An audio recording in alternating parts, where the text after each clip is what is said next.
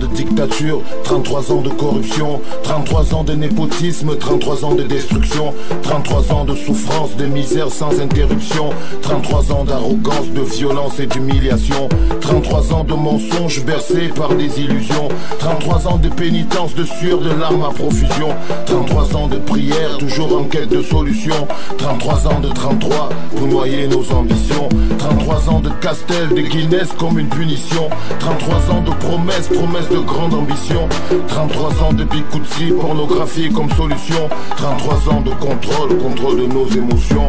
Bonjour, salut, je vous présente Joe Yoko et son aventure au Cameroun s'est pas encore arrêtée.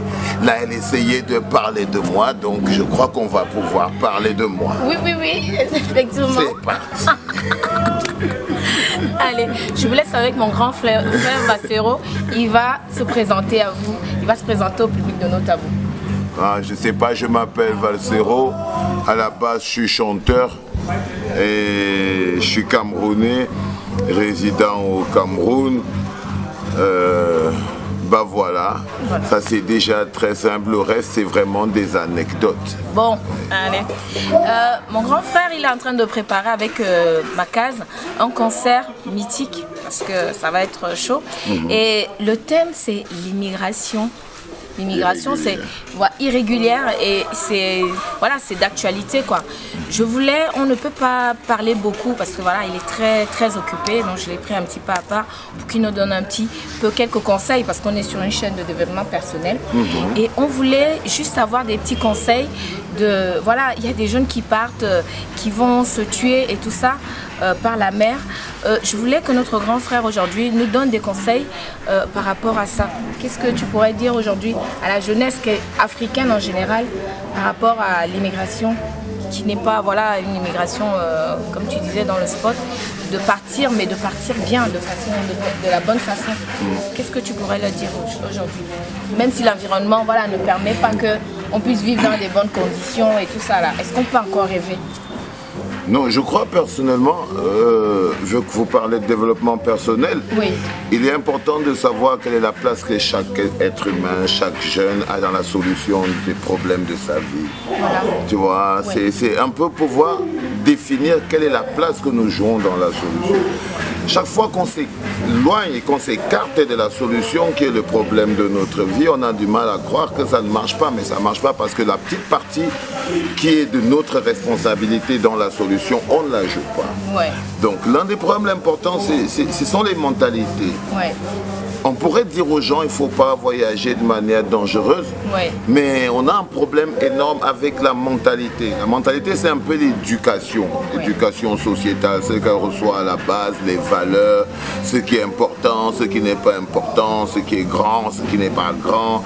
Toutes ces valeurs qu'on a reçues dans notre éducation a fait qu'au jour d'aujourd'hui, on réfléchit d'une certaine façon. Et on ne doit pas avoir peur de remettre en question ces valeurs, de remettre en question ces perceptions, cette échelle de valeurs. Qu'est-ce qui est grand, qu'est-ce qui est petit, tu vois, parce qu'à un moment donné, ça nous a peut-être fait voir la vie et définir la vie en petit, justement. Tu vois. Et quand on fait cette campagne pour lutter contre les dangers liés aux migrations irrégulières, il faut bien savoir que les mots qu'on utilise sont très importants.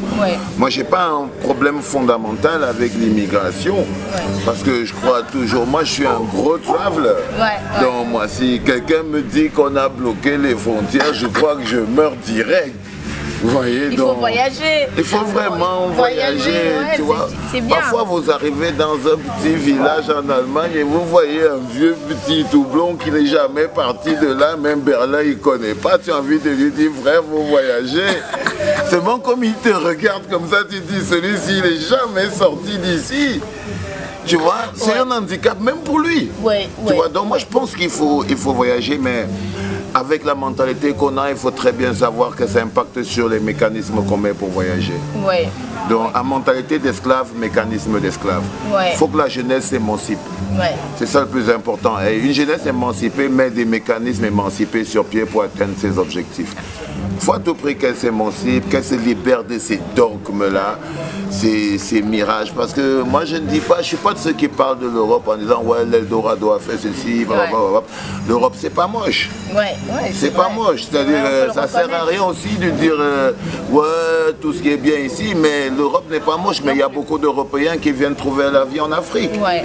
Donc on est finalement tous des migrants. Voilà. Tu vois, j'ai envie de dire, we are all migrants.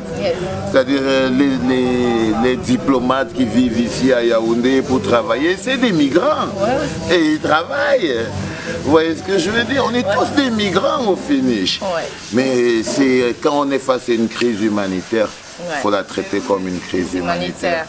Et le phénomène des gens qui meurent dans la mer, pour nous, c'est pour ça qu'avec notre association, Our Destiny, parce que mettre l'art et la culture au service du développement, pour moi, c'est un bon mécanisme pour pouvoir soigner les mentalités. C'est-à-dire, se servir de la musique d'autre chose qu'un divertissement. C'est un peu l'un des problèmes en Afrique. Parfois, tu vois un truc qui a une multifonction, mais tu utilises ça juste dans un sens bien précis qui n'est pas grand. Tu vois, la musique peut grandir les gens, la musique peut permettre de construire des pays, construire des idéologies. Mais vous êtes là toujours en train de faire ça comme si c'était juste pour divertir et tout ça. Et là, on a décidé de montrer cette autre face de l'art. Qui a la capacité de mobiliser face à de grandes causes. Et une cause et une crise humanitaire comme ce qu'on a en ce moment avec le phénomène des migrants, de l'esclavage et des dangers.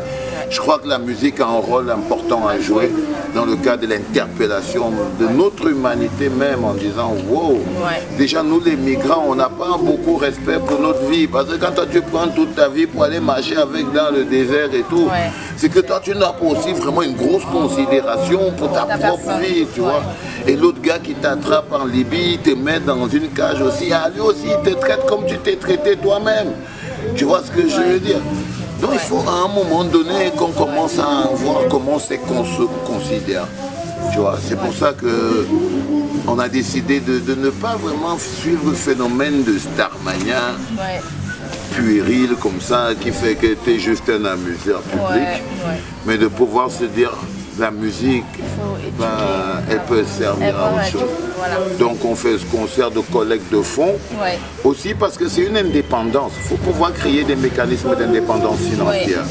Si à chaque fois on dépend de l'aide au développement, de l'appui de l'Union européenne, de l'appui de tel pays, et qu'on n'arrive pas à cotiser nous-mêmes, parce qu'on dit si l'Union fait la force, il faut cotiser. Et quand on est face à un problème comme celui-là, n'attendons pas seulement l'Union européenne, commençons par cotiser nous-mêmes. Donc là, nous on fait ce concert parce qu'on mène une campagne qui s'appelle Je prends pas de risque. Et pour mener cette campagne, justement, on a besoin d'argent. On a besoin d'argent, mais vraiment de beaucoup d'argent. Et qu'est-ce qu'on fait là? On fait ce premier concert de collecte de fonds en se disant, voilà, à 10 000 la place, vous nous permettrez de faire cette campagne de changement de mentalité, mais qui mettra en lumière les dangers liés aux migrations irrégulières. Regarde ces jeunes, ils ne rêvent plus, sinon de partir très loin. Regarde ces jeunes, ils ne luttent plus, ça sert à rien pour certains. Il y a une question qui me tient particulièrement à cœur et que je pose à toutes les personnes que je croise à peu près sur mon chemin, c'est celui du bonheur. Et je voulais que tu me dises aujourd'hui, c'est quoi le bonheur pour toi? Le bonheur? Wow. Le bonheur, c'est l'amour, baby. Le bonheur, c'est l'amour. It's only love. C'est-à-dire, le bonheur, c'est se sentir aimé. C'est de sentir qu'on aime quelqu'un plus que sa propre vie. Et sentir que pour l'autre, c'est pareil. C'est réciproque. Je crois que si quelqu'un vit ça une fois dans sa vie, il sait ce que c'est le bonheur. Penser à l'autre, it's love. Tout simplement. Merci. Merci à vous.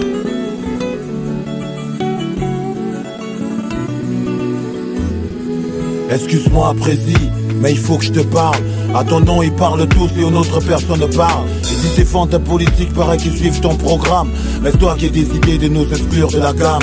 Je veux savoir, Prési, pourquoi pour nous ça marche pas. Je fais de longues années d'études et j'ai pas trouvé d'emploi. Tu te rappelles, t'avais promis qu'on sortirait du tunnel.